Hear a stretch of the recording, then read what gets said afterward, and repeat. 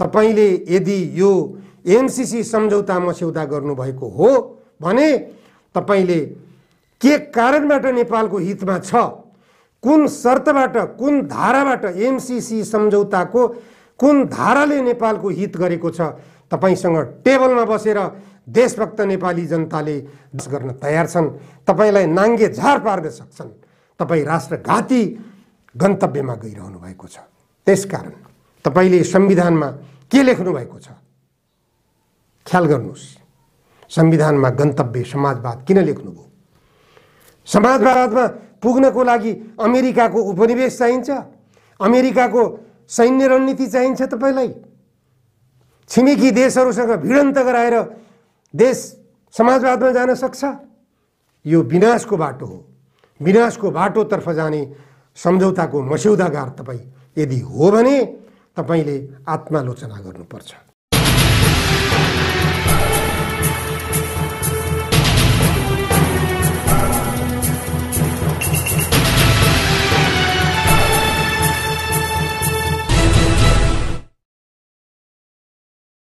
आजको जनचासोको 78औं श्रृङ्खलामा जनधारणा खबरमा यहाँहरूलाई स्वागत छ।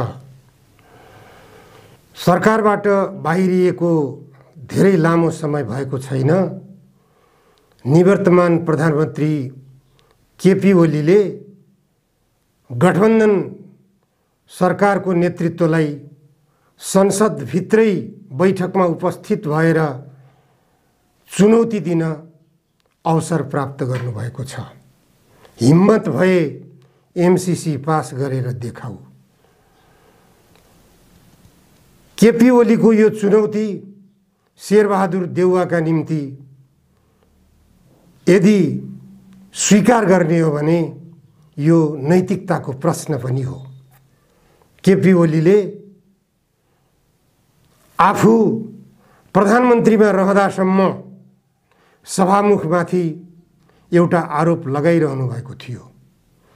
संसदमा टेबल गर्न समेत नदिने, यसलाई पास गर्ने वा फेल गर्ने त्यो सांसदहरूको अधिकारको कुरो हो। तत्कालीन सरकार शेरबहादुर देउवा र प्रचण्डको गठबन्धन सरकारले एमसीसी सम्झौता पारित गरेको थियो। एमसीसी सम्झौतामा लेखिएको छ यसलाई संसदबाट अनुमोदन गरिनेछ। अनुमोदन गर्ने कि नगर्ने यो प्रश्न नेपालका सांसदहरू सामु उपस्थित भएको छ। प्रचण्ड र शेरबहादुर देउवाको मनसाए त्यसलाई अनुमोदन गर्ने भन्ने भएकै हुनाले त्यो सम्झौता गरियो। त्यो सम्झौताको मस्यौदाकार पूर्व प्रधानमन्त्री डाक्टर बाबुराम भट्टराई हुनुहुन्छ भन्ने कुरा अमेरिकाकै एकजना प्रोफेसरले खुलासा गरिसक्नु भएको छ। यो अवस्थाले के देखिन्छ त भने केपी ओली नैतिक रूपमा एमसीसी सम्झौतासँग बाँधिनु भएको छैन। संसदमा उहाँले प्रस्तुत गर्दा तत्कालीन सभामुख कृष्णबहादुर महराले पनि छलफलको लागि पेश गर्न चाहनु भएन, त्यसलाई टेबल गर्न चाहनु भएन। पछि सभामुख अग्निप्रसाद सापकोटाले पनि त्यसलाई टेबल गर्न चाहनु भएन। अग्निप्रसाद सापकोटाले समेत टेबल नगरेपछि प्रधानमन्त्रीको हैसियतमा रहेका बेला केपी ओलीले भन्नुभएको थियो संसदमा सरकारले पेश गरेको, सरकारले टेबल गर्न चाहेको प्रस्तावलाई सभामुखले रोक्न मिल्छ? छलफल गरेर त्यसलाई टुङ्गो लगाउने कि नलगाउने भन्ने प्रश्न केपी ओलीले गर्नुभएको थियो। सांसदहरू बीचमा गम्भीर छलफलको विषय हो। संसदबाट पास गरिनुपर्छ भनेर सम्झौतामा लेखिएको हुनाले त्यसमा शेरबहादुर देउवा र प्रचण्ड नैतिक रूपमा त्यसमा बाँधिएका हुनाले त्यसलाई पास गर्न उहाँहरू कृत सङ्कल्पित हुनुहुन्छ भन्ने कुरा स्पष्ट रूपमा बुझ्न सकिन्छ। उहाँहरूले खुला रूपमा त्यो एमसीसी सम्झौताको विरोध किन गर्न नसक्ने? कारण के त भने आफैले सम्झौता गरेको, आफैले प्रतिबद्धता जनाएको त्यो एमसीसी को विरोधमा उहाँहरू प्रस्तुत हुन सक्नुहुन्न। त्यसैले केपी ओलीले संसदमा उभिएर शानका साथ ठाडो चुनौती दिनुभएको छ। एमसीसी संसदबाट पारित गरेर त देखाऊ, बहुमत प्राप्त गरेर प्रधानमन्त्री बनेका छौ, 165 जनाको बहुमत प्राप्त गरेका छौ, तिमीलाई एमसीसी पास गर्ने अधिकार छ, बहुमत छ, पास गरेर देखाऊ भनेर केपी ओलीले भन्नुभयो। सुन्नुस्, निवर्तमान प्रधानमन्त्री केपी ओलीले संसदमा प्रधानमन्त्री शेरबहादुर देउवालाई चुनौती दिँदै बोल्नु भएको एमसीसी बारेको अभिव्यक्ति। अहिलेको गठबन्धन सरकारमा हुँदा एमसीसी गर्नुभएको थियो जस्तो लाग्छ तपाईहरुले। एमसीसी गर्नुभएको थियो। एमसीसी को बारेमा त यो संयुक्त सरकारको साझा न्यूनतम कार्यक्रम। एमसीसी बिर्सिनु भयो क्या? एमसीसी त यहाँ त खै मैले त देखिनँ यता कतै। एमसीसी छैन कहीँ। अनि केपी ओलीले कतै एमसीसी पास गर्नुपर्छ भनेको क्लिप खोजेर वातावरण बनाउन खोज्नुहुन्छ। गाली गर्ने फेरि मेरै क्लिप बजाएर वातावरण बनाउन खोज्ने। तपाईहरुको कार्यक्रम संयुक्त सरकारको साझा न्यूनतम कार्यक्रममा एमसीसी के गर्नुहुन्छ भन्नु परेन? चुपचाप लागेर नेपाली जनताले जान्न चाहेको छ। सम्माननीय प्रधानमन्त्रीज्यू, के गर्नुहुन्छ एमसीसी तपाईँ? तपाईँ त बहुत मजबुत प्रधानमन्त्री हुनुहुन्छ। 165 सिट तपाईको साथमा छ, तपाईको पछाडि छ, स्ट्रङ। कसैको सपोर्ट चाहिँदैन, कसैको मद्दत चाहिँदैन। त्यो 165 को सबल जत्थाले के भन्छ? एमसीसी पास गर्ने, फेल गर्ने, के चुप लाग्छ? यही छ नि, टेबलमा छ एमसीसी। यहाँ टेबलमा छ, पेश गर्नु भन्नुहोस्। निर्णयार्थ यही भइहाल्छ नि। आफैसँग 165 छ, 165 आफैसँग छ नि। निर्णयार्थ प्रस्तुत गर्दछु भनेपछि त 165 वटा ताली दुईटै ड्याम ड्याम ड्याम ड्याम ड्याम ड्याम बज्ला नि त। त्यही भएर म भन्छु जस्केलाबाट छिर्ने आदत नगरौँ। सरकारमा त छिरियो, सबै कुरामा जस्केला।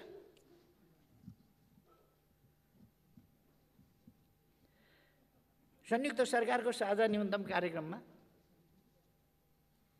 लिम्पियाधुरा, लिपुलेक र कालापानी भारतसँग वार्ता गरेर फिर्ता ल्याउँछु भन्न किन सक्नु भएन तपाईले? लिम्पियाधुरा, लिपुलेक र कालापानी भनेको समस्या हो भनेर समस्यामा राख्नुहोस्। समस्यामा के लिम्पियाधुरा, लिपुलेक र कालापानी समस्या हो? हाम्रो अभिन्न भूभाग, हाम्रो पवित्र भूभाग समस्या हुन्छ? समस्या समाधान गर्ने यो भने के? यो समस्या हो भने त तपाईले छोडिदियो भनेदेखि त समस्या समाधान होला नि। के भनेको यो? समस्या समाधान गर्छु भनेको स्पष्ट रूपमा हाम्रो भूमि हामी फिर्ता लिन्छौँ भन्नुपर्छ कि यो समस्या हो समाधान गर्छु भन्नुपर्छ? यस्तो खुट्टा कमाउनु पर्ने कसले बनायो? कसले बनायो यस्तो खुट्टा कमाउनु पर्ने? अघिल्लो सरकार यस्तो थियो, उस्तो थियो, अनेक थियो, सबै थियो। तर यति त आँट गरेर कमसेकम नक्सा बनाउँथ्यो, छाप्थ्यो, संविधान संशोधन गर्थ्यो, त्यसलाई संविधानको अङ्ग बनाउँथ्यो, भारतलाई पत्राचार गर्थ्यो, संवाद गर्थ्यो। अहिले लिम्पियाधुरा, लिपुलेक र कालापानी समस्या हो। समस्या होइन, त्यो हाम्रो भूभाग हो, पवित्र भूभाग हो। त्यो फिर्ता लिनुहोस्।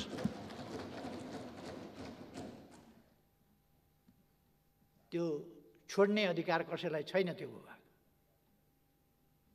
र म भन्छु तपाईँहरूले फिर्ता लिन सक्नु भएन भने ठिकै छ, 1.5 वर्ष पर्ख्यौँ, हामी छौँ।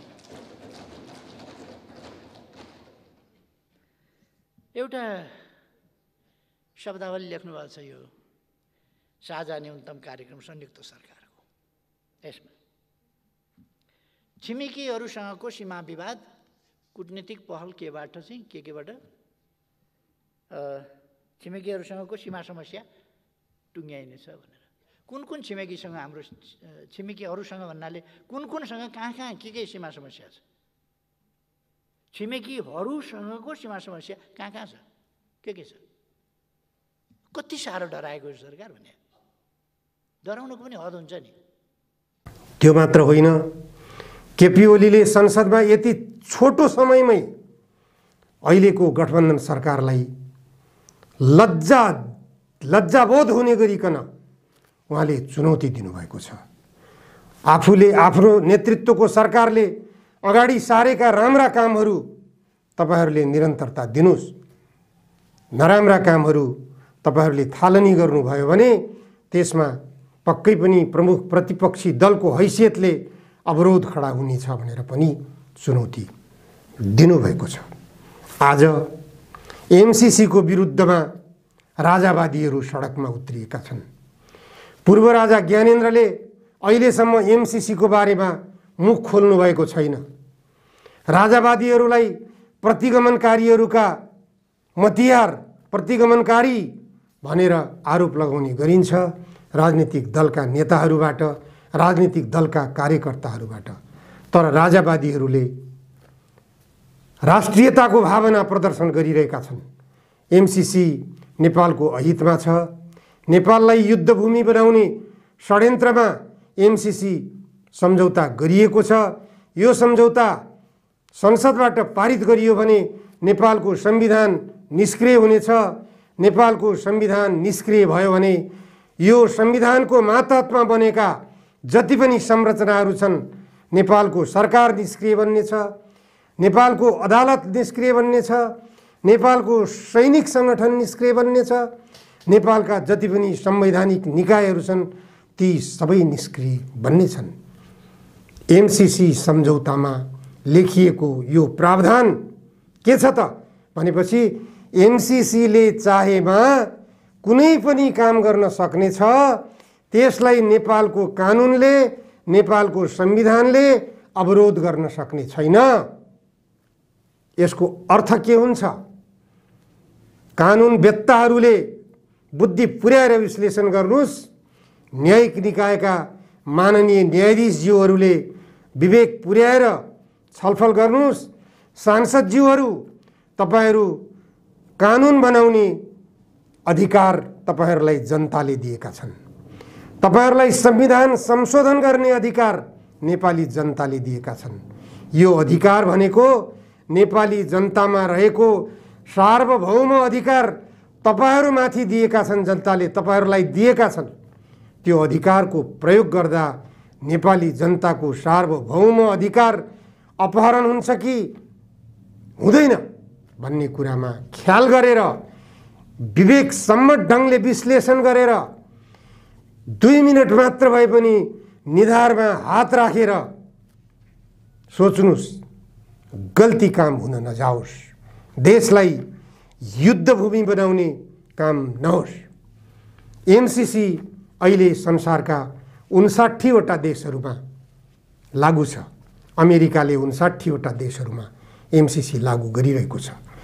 तर नेपालमा लागू गर्न खोजिएको एमसीसी सम्झौतामा उल्लेख गरियो किन संसदबाट यसलाई पारित गरिने छ भनेर। अनि त्यो सम्झौतामा नेपालको कानुन संविधान भन्दा पनि एमसीसी का शर्तहरू माथि रहनेछन् भनेर किन लेखियो?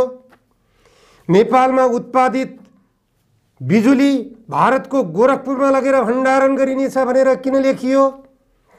नेपालमा कुनै पनि परियोजनाहरू तर्जुमा गर्दा, परियोजनाहरू लागू गर्नुभन्दा पहिले भारत सरकारको सहमति लिनुपर्नेछ भनेर किन लेखियो?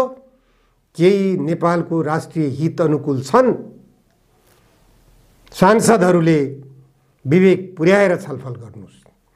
जो सांसदहरूले अहिले अमेरिकाको तलब भत्ता खाएर अमेरिकाको डलर पचाएर अहिले यो एमसीसी सम्झौताको पक्षमा वकालत गर्दै गाउँ गाउँमा हिँडिराख्नु भएको छ, विभिन्न सेमिनारहरूमा विभिन्न गोष्ठीहरूमा उहाँहरूले लज्जाजनक हिसाबले लज्जाजनक रूपमा जुन अभिव्यक्तिहरू दिइराख्नु भएको छ एमसीसीको सम्झौतामा, उहाँहरूले विवेकसम्मत ढङ्गले सोच्नुहोस्। निवर्तमान प्रधानमन्त्री केपी ओलीले एमसीसी इन्डो प्यासिफिक रणनीति अर्थात् अमेरिकाको सैन्य रणनीतिसँग जोडिएको छ भन्ने कुरा अमेरिकीहरूबाटै खुलासा भइसकेका हुनाले एमसीसी सम्झौता राष्ट्रिय हित अनुकूल छैन भनेर व्यक्त गरिसक्नु भएको छ। तथापि यो शब्द उहाँले संसदमा नबोले पनि विभिन्न कार्यक्रमहरूमा पार्टीका बैठकहरूमा केपी ओलीले बोलिराख्नु भएको छ।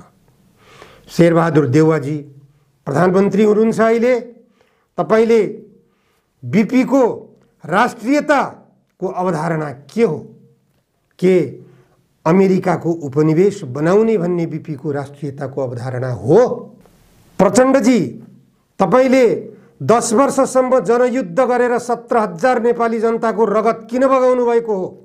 के नेपाललाई अमेरिकी उपनिवेश बनाउनको लागि?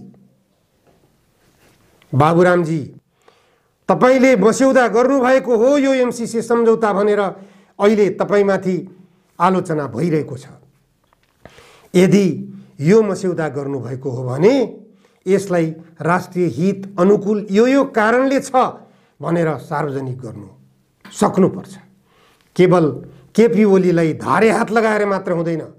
जसले देशभक्ति भावना व्यक्त गर्छन् उनीहरूलाई धारे हात लगाउने मात्र डाक्टर बाबुराम भट्टराईको दैनिकी भइरहेको छ। उहाँका ट्विटहरूमा हेर्नुहोस्, उहाँका फेसबुकहरूमा हेर्नुहोस्, उहाँले देशभक्तहरूलाई धारे हात लगाउने अहिलेका विकृतिहरूका संवाहक बनेर प्रस्तुत भइरहनुभएका डाक्टर बाबुराम भट्टराईजी, तपाईले यदि यो एमसीसी सम्झौता मस्यौदा गर्नुभएको हो भने तपाईले के कारणबाट नेपालको हितमा छ, कुन शर्तबाट, कुन धाराबाट, एमसीसी सम्झौताको कुन धाराले नेपालको हित गरेको छ, तपाईसँग टेबलमा बसेर देशभक्त नेपाली जनताले गर्न तयार छन्। तपाईलाई नाङ्गे झार पार्न सक्छन्। तपाई राष्ट्रघाती गन्तव्यमा गइरहनु भएको छ। त्यसकारण तपाईले संविधानमा के लेख्नु भएको छ ख्याल गर्नुहोस्। संविधानमा गन्तव्य समाजवाद किन लेख्नुभयो? समाजवादमा पुग्नको लागि अमेरिकाको उपनिवेश चाहिन्छ? अमेरिकाको सैन्य रणनीति चाहिन्छ? तपाईलाई छिमेकी देशहरूसँग भिडन्त गराएर देश समाजवादमा जान सक्छ? यो विनाशको बाटो हो। विनाशको बाटोतर्फ जाने सम्झौताको मस्यौदागार तपाईँ यदि हो भने तपाईले आत्मालोचना गर्नुपर्छ। मानिसले गल्ती गर्छ, मानिसबाटै हो गल्ती हुने, तर गल्तीलाई स्वीकार गर्छ, गल्तीलाई सच्याएर अगाडि बढ्छ भने त्यो महान व्यक्तित्व हुन सक्छ, त्यो महामानव हुन सक्छ। बीपी कोइरालाले पनि संयुक्त राष्ट्र सङ्घको सदस्य नेपाललाई आवश्यक छैन भनेर भारतमा निर्वाचनमा छँदासम्म बोल्नु भएको थियो। पछि राजा महेन्द्रले नेपाललाई संयुक्त राष्ट्र सङ्घको सदस्य बनाइसकेपछि बीपी कोइराला राजा महेन्द्रको देशभक्ति अभियानमा सहयात्री बन्ने हिसाबले भारत निर्वाचनबाट फर्केर नेपाल आउनुभयो। यो कुरो तपाईलाई प्रष्ट जानकारी छ। त्यसकारण बीपी कोइरालाले पनि आफ्नो गल्ती सच्याएर प्रायश्चित्त गर्ने रूपमा आफूलाई देशभक्ति भावनाका साथ राष्ट्रियता, प्रजातन्त्र र समाजवादको अवधारणा अगाडि ल्याएर राष्ट्रिय मेलमिलापको नीति ल्याएर नेपाल प्रवेश गर्नुभएको थियो।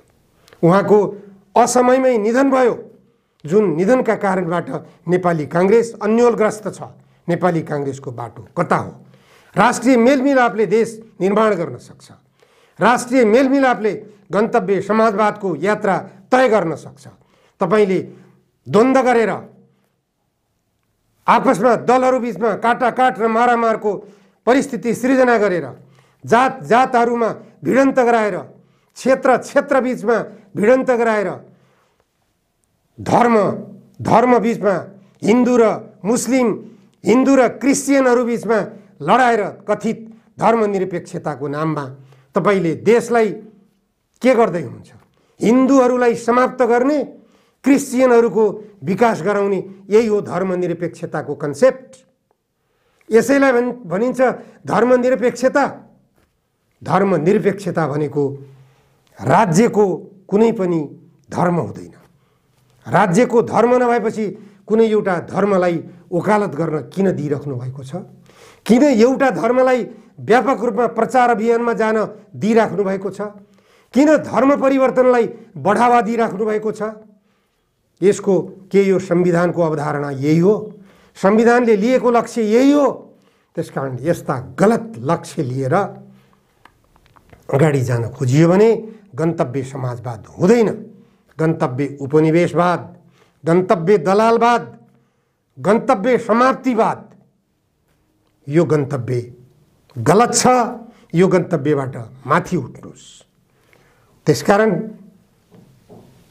एमसीसी खारेज गरौँ, एमसीसी सम्झौता खारेज गरौँ। त्यसको निम्ति एमसीसी सम्झौतालाई संसदबाट पारित नगरेर फिर्ता गर्ने मात्र होइन, एमसीए नेपालको नाममा राष्ट्रको ढुकुटी सिद्ध्याएर जो 5 स्टार होटेलमा नौटङ्की गरिएको छ, यो नौटङ्की तुरुन्त बन्द गरौँ। राजनीतिक दलका नेताहरूले गर्ने हो, तपाईहरूले नगरे कसले गर्ने हो? तपाईहरूले बीपी कोइरालाको राष्ट्रिय मेलमिलापको नीतिलाई मन्थन गर्नुहोस्, छलफल गर्नुहोस्। राष्ट्रिय मेलमिलापको नीतिले नै देशलाई समाजवादको गन्तव्यमा लैजान सक्छ। समाजवादको गन्तव्यले नै देश समृद्धिको बाटोतर्फ जान सक्छ। आजलाई यति मात्र। धन्यवाद।